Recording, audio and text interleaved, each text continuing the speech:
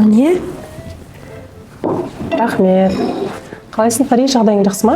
Жағдайым жақсы. Жұмыс ұнамай жатыр. Жұмыстан шығамын ғой деймін. Неге? Біреудің қол астында жұмыс жасағым келмейді. Еркіндік ұнайды маған. Денсаулықтарың қалай? Денсаулығым қазір витамин ішіп жүрмін.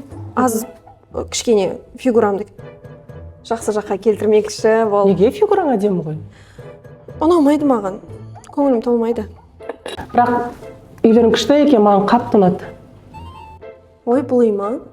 Біз бір жыл болды алғанымызға, бірақ көзіміз үйреніп кетті ме? Ауыстырамыз ғой демейді де. Ұнамай кетті. В общем, Алек, маған ештеңе ұнамай жатыр. Үйім де ұнамайды, жұмысым да ұнамайды, фигурам да ұнамайды. Тіпті тамақтарым да ұнамайды жасаған. Ештеңе, көңілім толмайды. Шаршап кеттім бәрінен.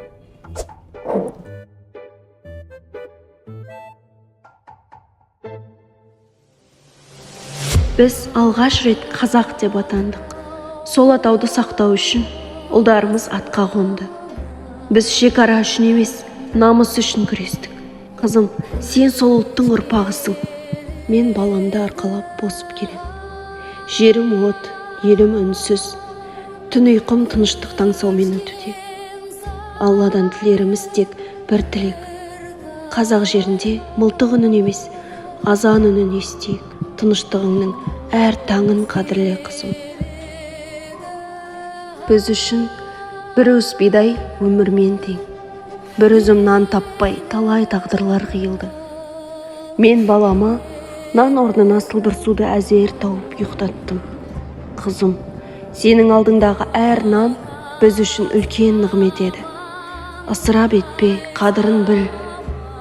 Ерім соғыста, мен тылдамын. Балам, әкем қашан келеді деп сұрайды. Мен үнсіз жылаймын. Біз сабырмен күн кештік.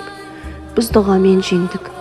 Сенің күлкің, ол біздің жеңісіміз. Ер азаматты қадірле, оның иығында елдің салмағы бар. Біз дүкенде нан таппадық, бірақ еркіндік таптық.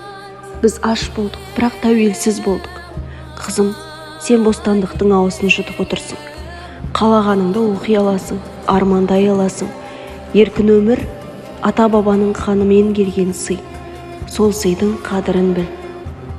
Көшелер бос, үйлер үнсіз. Біз бір-бірімізді экраннан ғана көрдік. Сол кезде түсіндік, адам ең үлкен байлық. Қызым, қасыңдағы жақыныңды бағала. Бір құшақ, бір амандасу кейде өмір бойы аңсайтын нәрсе боп қалуы мүмкін екен.